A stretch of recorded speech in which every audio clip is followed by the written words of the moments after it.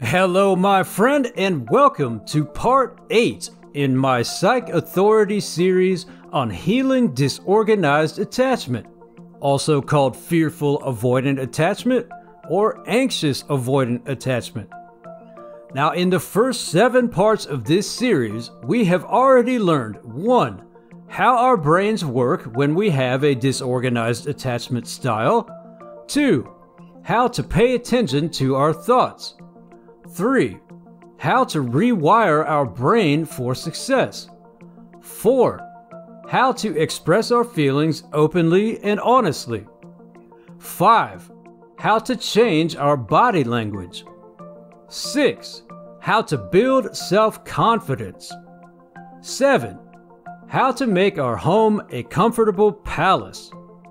8. How to create a healthy routine.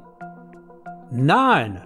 How to start spending time with people we love, as well as how to start hanging out and socializing regularly with new people who share our interests.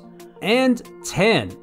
How to accept other people's flaws, and 3 tools we can use to stop being a relationship perfectionist so we can start healing disorganized attachment and building a more secure and healthy relationship with our partner and everybody else. We are watching our book of wins fill up more and more with our successes.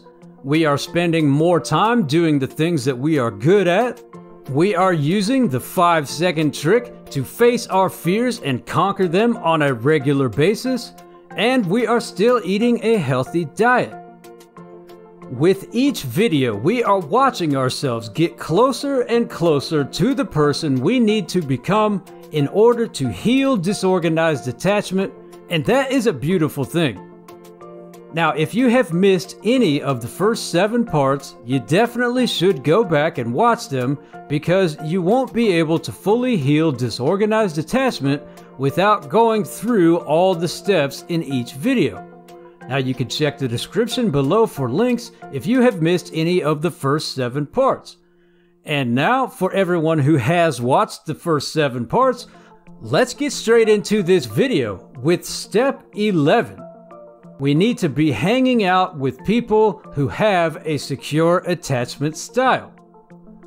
Since the entire goal of our work here toward healing disorganized attachment is to reach the point where we have a healthy, secure attachment style, it only makes sense that our next step is to spend more time around other people who have a secure attachment style.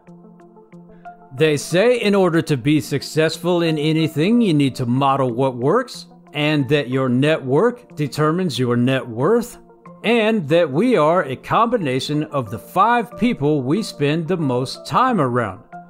So, if we want to develop a secure attachment style, we need to spend more time around someone else who has a secure attachment style. It should be relatively easy for us to find someone with a secure attachment style to hang out with, because experts say that the most common attachment style is secure attachment, and over 50% of all people have a secure attachment style. So, statistically speaking, it is highly likely that you already know someone who has a secure attachment style, either a friend, a family member, a co-worker, somebody at the gym, or even someone you know on social media or who you've met at a local meetup group. So, sit down and think about everyone who you know in your life, and then find someone who has a secure attachment style, and then intentionally set out to get to know them better and spend more time with them on a regular basis. Now, for tips on how to form a new healthy relationship, or if you literally cannot think of anyone in your life who has a healthy attachment style, go back and watch part 7 for help with that. And we need to keep in mind that our goal here is to use this person who has a healthy attachment style as a model for ourselves. So when we are hanging out with them, we want to pay attention to how they do things and how they deal with relationships and friendships in their lives. We need to pay attention to things like, how do they handle their emotions?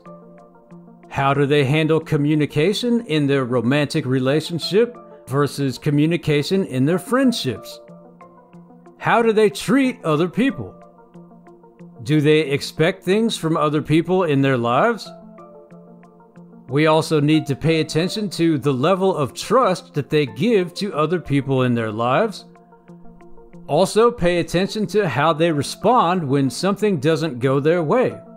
Do they get totally bent out of shape and turn into an emotional wreck? Do they totally clam up and stay silent and just pretend like nothing happened? Or do they vent their feelings in a more healthy way and then move on? Do they get hung up on little personal flaws that other people have? Or are they more likely to take people as they are? How do they respond to rejection? Now, you can probably already guess what some of their responses are going to be here, but at the same time, you might also be really surprised by how someone with a secure attachment deals with the stresses and emotions that come along with day-to-day life. And psychologically speaking, this is very important because our brain tends to model its own behavior after things it has seen other people do.